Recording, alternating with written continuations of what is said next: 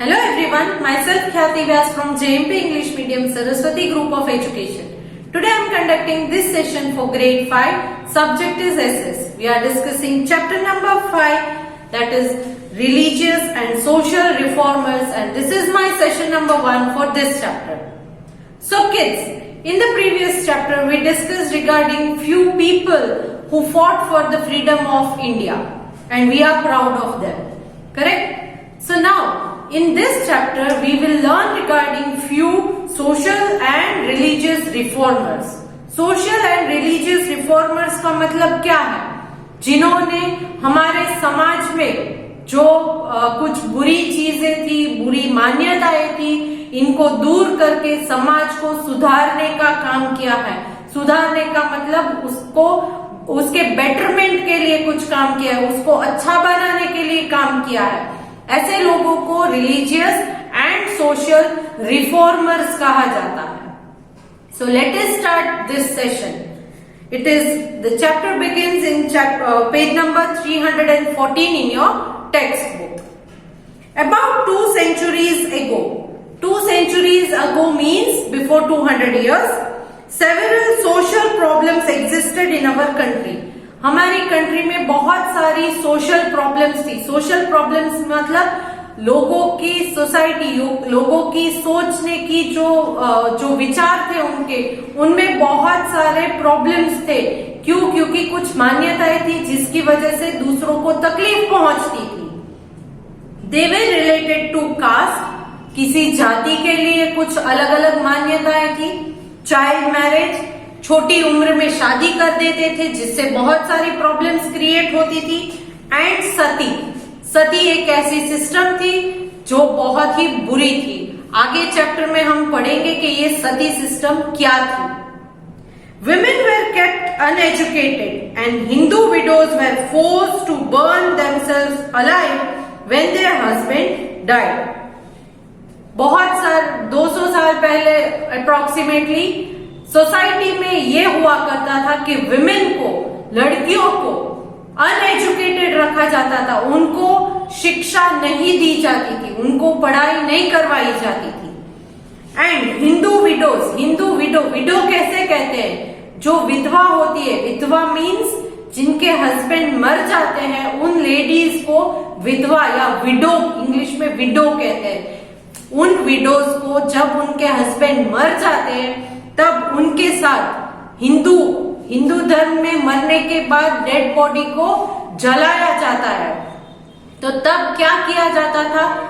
अगर हस्बैंड मर जाता है और उसकी बॉडी को जब जलाते हैं तब जो वाइफ है, जो विडो है, उसको भी अपने हस्बैंड के साथ जिंदा अलाइव जला दिया जाता था. इस सिस्टम को सती सिस्टम कहते हैं. Differences were made between people on the basis of caste.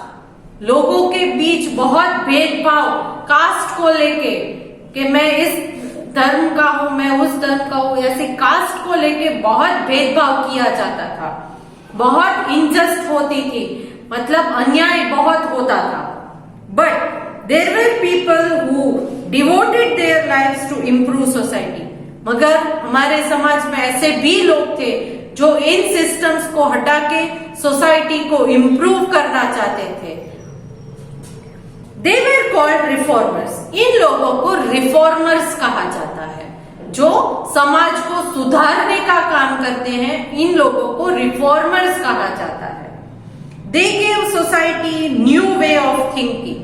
उन्होंने पूरे समाज को एक नया नजरिया दिया सोचने के लिए कि आप इस तरह से सोचिए. फॉर एग्जाम्पल, विमेन को एजुकेट नहीं किया जाता है. क्यों नहीं किया जाता था? बस ऐसे ही. अगर वुमेन अगर पढ़ लिख जाए तो क्या उसमें बुराई है? तो ये सोच लाने के लिए किसी को लीडरशिप लेना जरूरी है. तो इन रिफॉर्मर्स ने बहुत सारी थिंकिंग प्रोसेस जो है उसमें चेंजेस लाए थे. In India, we have had a large number of such great people. India में ऐसे महान रिफॉर्मर्स बहुत सारे हैं. We will read about some of them in this chapter.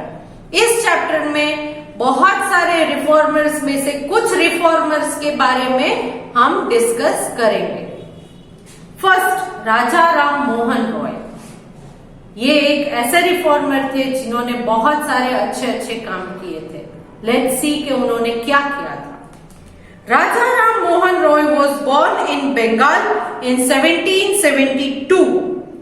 1772 में बंगाल में इनका जन्म हुआ था।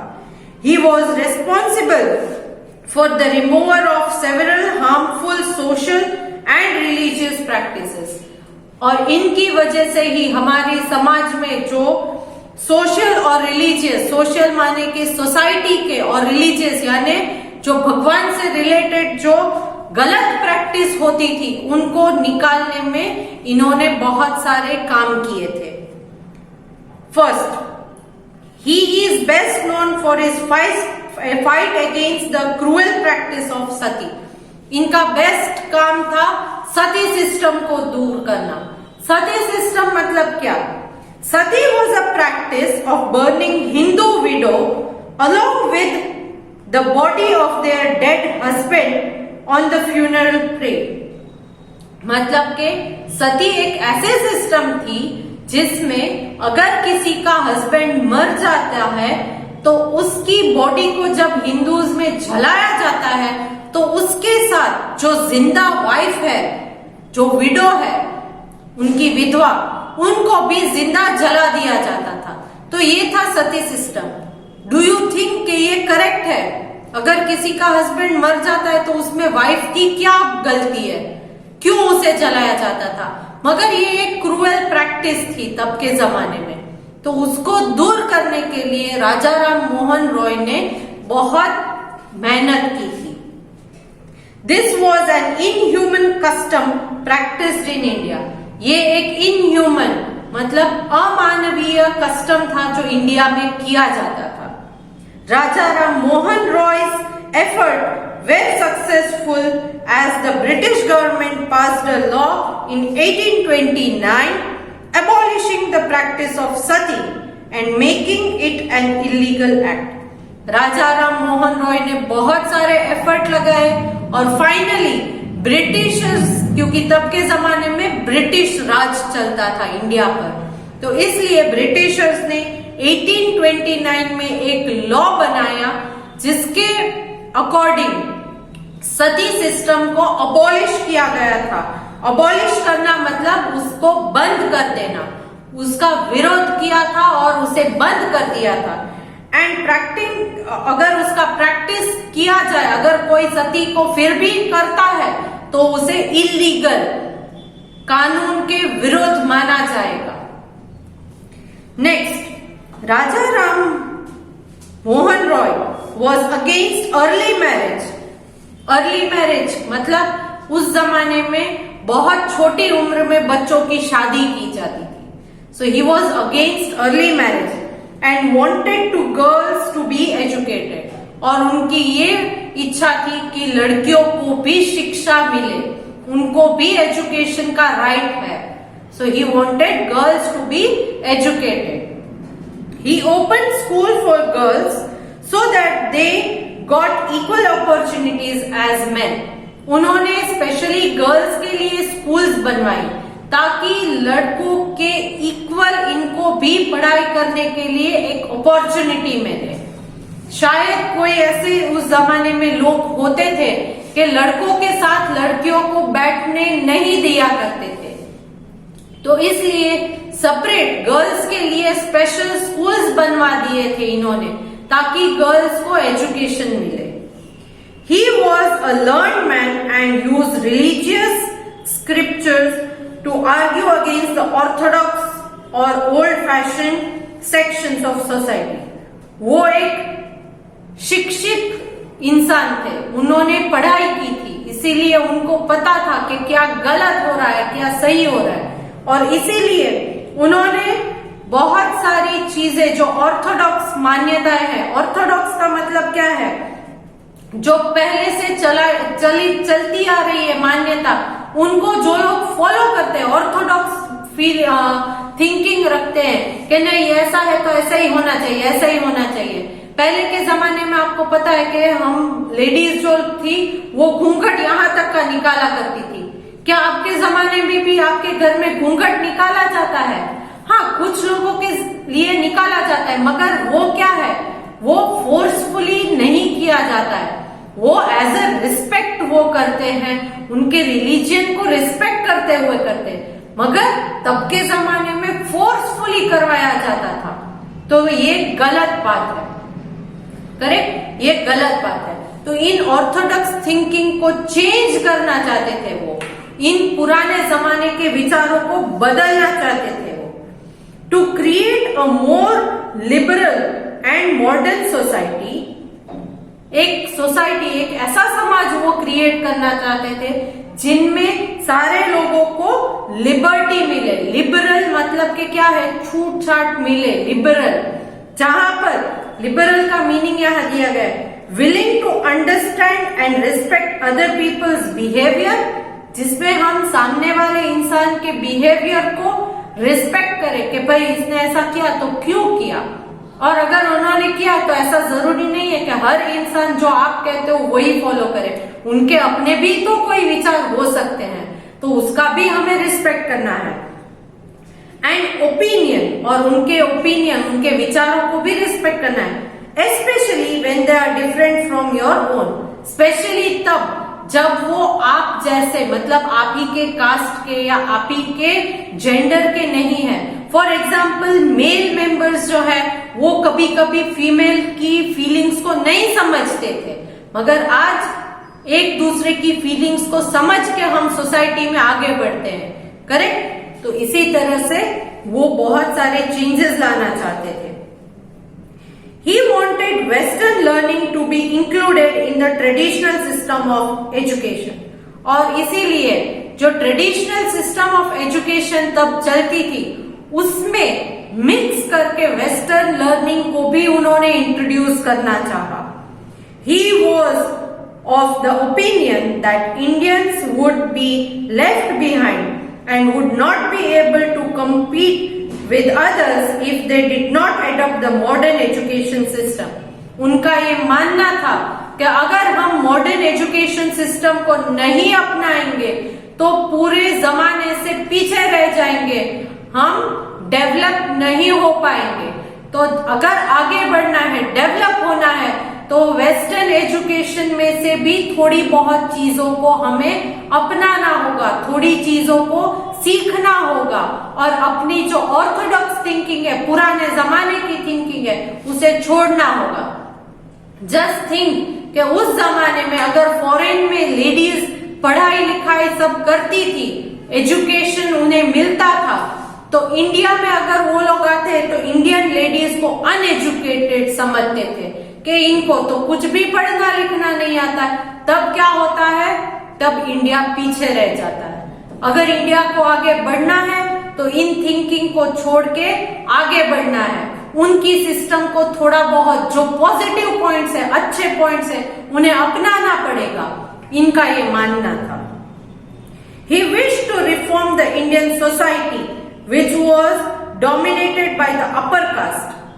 जो अपर कास्ट के लोग थे वो तब बहुत ज्यादा लोअर कास्ट के लोगों को प्रॉब्लम क्रिएट करते थे, तो ये भी वो चेंज करना चाहते थे। And had several superstitious ritual, और बहुत सारे सुपरस्टिशियस मतलब अंधविश्वास के रिचुअल्स को, प्रथाओं को वो बंद करना चाहते थे। कभी कभी अंधविश्वास किसे कहते हैं कि ये सच नहीं होता है, कुछ लोग बोलते हैं मगर वो एक्चुअल में होता नहीं है, उसे कहते हैं सुपरस्टिशियस। सुपरस्टिशियस कब हमारे यहाँ इंडिया में आज भी कुछ सुपरस्टिशियस बिलीव्स है, मगर हम उसे बहुत एंकरेज नहीं करते। सुपरस्टिशियस बिलीव्स को उन्हें एंकरेज नहीं करना चाहिए। करेक्ट, तो ऐसे सुपरस्टिशियस जो रिचुअल्स है उन्हें वो बंद करना चाहते थे। ही स्टार्टेड द ब्रह्म समाज which was a new religious order. उन्होंने ब्रह्म समाज नाम का एक नया रिलीजियस ऑर्डर किया था, स्टार्ट किया था। इन दिस समाज there was no worship of God और थिंग एसोसिएटेड विद वर्शिप। किसी पर्टिकुलर भगवान या किसी पर्टिकुलर चीज को पूजा नहीं जाता था यहाँ पर। Anyone could join it through the simple method, और किसी भी धर्म के लोग इसे ज्वाइन कर सकते थे। The simple religious belief and prayer of the Brahma Samaj appealed to the people in Bengal, और यहाँ पीपल ऑफ बंगाल को अपील किया गया कि आप ज्यादा से ज्यादा इस ब्रह्म समाज को ज्वाइन करें। Women were treated very well there and allowed a lot of freedom, और यहाँ ब्रह्म समाज में वुमेन को बहुत अच्छे से ट्रीट किया जाता था and was allowed a lot of freedom, और उन्हें बहुत सारी फ्रीडम भी दी जाती थी। तब के जमाने में जो वुमेन के ऊपर अत्याचार होता था उनसे उन्हें छुटकारा मिल गया था।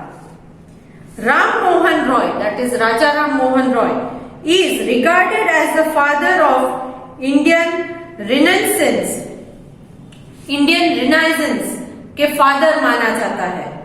As he brought about a change in society, क्योंकि उनकी वजह से हमारी सोसाइटी में बहुत सारे चेंजेस आए थे। चाइल्ड मैरिज, सती सिस्टम, वुमेन्स एजुकेशन, ये सारे बड़े बड़े चेंजेस इन्हीं की वजह से आए थे। ही was the greatest fighter for women rights, और महिलाओं की हक के लिए, उनके राइट्स के लिए, उनके अधिकारों के लिए बहुत लड़ाइयां इन्होंने लड़ी थी। His contribution, especially to the freedom of women, will be remembered forever. Women's की फ्रीडम के लिए उन्होंने जो फाइट की थी, उनका जो कंट्रीब्यूशन है वो बहुत ही यादगार है हमारे लिए। आज भी हम उन्हें रिस्पेक्ट करते हैं, क्योंकि अगर आज भी चाइल्ड मैरिज या सती सिस्टम या विमेन्स को एजुकेशन नहीं दिए जाने वाले प्रैक्टिस को इंडिया में आज भी अगर हम फॉलो करते तो शायद इंडिया का फ्यूचर इतना ब्राइट नहीं होता, इंडिया इतना डेवलप नहीं कर पाता। इसीलिए आज भी हम इन्हें बहुत याद करते हैं। नेक्स्ट इज दयानंद सरस्वती, और एक रिफॉर्मर है Dayanand Saraswati. Dayanand Saraswati was born in 1824, इनका जन्म 1824 में हुआ था। He was the founder of Arya Samaj और सोसाइटी ऑफ नोबल्स, ये आर्य समाज के फाउंडर थे जिसको सोसाइटी ऑफ नोबल्स भी कहा जाता है। It was a Hindu reform movement started in 1875, ये एक हिंदू रिफॉर्म मूवमेंट है जो 1875 में स्टार्ट किया था, which wanted people to be free of the domination of the upper caste and rituals. क्यों? क्योंकि यहाँ पर जो अपर कास्ट के लोग थे, हमारे समाज में हिंदूज, मुस्लिम, हिंदूज में भी बहुत अलग अलग कास्ट है, तो यहाँ जो अपर कास्ट के लोग थे वो जो लोअर कास्ट के लोगों से जो भेदभाव रखते थे, इसे दूर करने के लिए इसे बनाया गया था। और कुछ रिचुअल्स जो हमारे समाज में कुछ भगवान के नाम पर कुछ जो हम पूजा पाठ ये वो सब करते थे, जिनमें कुछ गलत चीजें भी हो रही थी, उनको दूर करने के लिए इसे किया गया था। Number 1, the Arya Samaj condemned idol worship. Arya Samaj ने क्या किया था? आइडल वर्शिप को ये आइडल वर्शिप का मतलब है किसी भी मूर्ति की पूजा करना, इसे अच्छा नहीं माना जाता था। उसकी निंदा की थी कि भाई हमें किसी भी पर्टिकुलर मूर्ति की पूजा नहीं करनी चाहिए। So the Arya Samaj condemn का मतलब है निंदा करना। आइडल वर्शिप, किसी भी मूर्ति की पूजा करना। एनिमल सैक्रिफाइस मतलब तब के जमाने में एनिमल्स की बलि चढ़ाई जाती थी भगवान को खुश करने के लिए, तो इसे भी गलत माना जाता है। ये गलत ही है ना, क्योंकि एनिमल्स भी एक लिविंग थिंग है और आप किसी और लिविंग थिंग को मार कैसे सकते हो, उसकी बलि कैसे चढ़ा सकते हो? You have no right to kill some other living thing. तो ये जो एनिमल्स को सैक्रिफाइस करने का रिचुअल था उसे उन्होंने बंद करवाया था। कास्ट सिस्टम, अलग अलग कास्ट के लोगों में जो इनइक्वालिटी उसे दूर किया था। Child marriage and so on, बच्चों के शादी करवाना, इन सारी चीजों को दूर करना चाहते थे। Dayanand Saraswati believe that none of these action receive sanction from the Vedas. उनका ये मानना था कि हिंदू धर्म में जो वेदास को बहुत रिस्पेक्ट किया जाता है, तो हमारे धर्म में इनमें से किसी भी चीज को मान्यता नहीं दी जाती है कि आप आइडल की वर्शिप करो, आप एनिमल्स की बलि चढ़ाओ, सैक्रिफाइस करो, आप चाइल्ड मैरिज करो। क्या इन चीजों को हमारे वेदास में कोई मान्यता दी गई है? No. And ancient text of Hindus, और हिंदूज के जो बहुत पुराने बुक्स हैं उनमें भी ऐसी कोई चीज नहीं दी गई है। He believed in simple prayers. उनका ये मानना था कि आप किसी भगवान को मानते हो तो सिंपल चीज है कि उनके लिए आप प्रे करो। Arya Samaj became very popular in North India, especially among the ordinary people. North India में आर्य समाज बहुत फेमस हुआ, स्पेशली जो ऑर्डिनरी पीपल थे, who were tired of spending a lot of money on rituals. Common people, ordinary people, जिनको rituals के नाम पर बहुत सारा भगवान की ये पूजा करवानी है, वो पूजा करवानी पड़ेगी, ऐसा होगा वैसा होगा करके बहुत सारे पैसे उनसे खर्च करवाए जाते थे, उनके लिए ये बहुत आर्य समाज बहुत ही हेल्पफुल रहा। Again much like Ram Mohan Roy की तरह Dayanand Saraswati also believed in changing society through education. इनका भी ये मानना था कि अगर समाज में कुछ चेंजेस लाने हैं तो वो एजुकेशन से ही होगा। सारे लोगों को एजुकेट करना बहुत जरूरी है, चाहे वो कोई बॉयज हो या गर्ल्स हो, उनको शिक्षित करना बहुत जरूरी है, एजुकेशन बहुत जरूरी है।